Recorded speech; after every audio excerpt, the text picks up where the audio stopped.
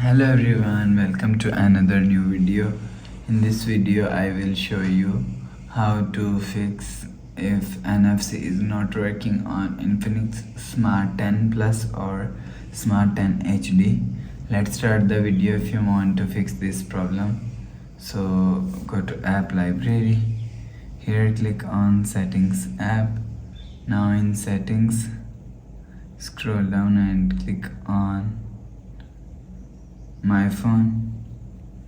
You will check your software update is latest. If it not latest, update your software latest.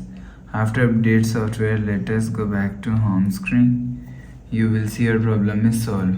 But if it doesn't fix this problem, go to app library, click on settings app, and now in settings click on system and click on reset phone and click on reset all settings.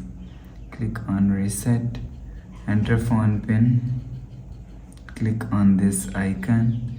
You will see your problem is solved.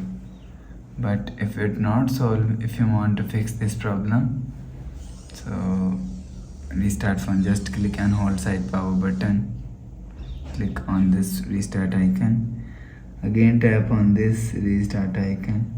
You will see phone is restart. After restarting, enter phone pin. You will see your problem is solved.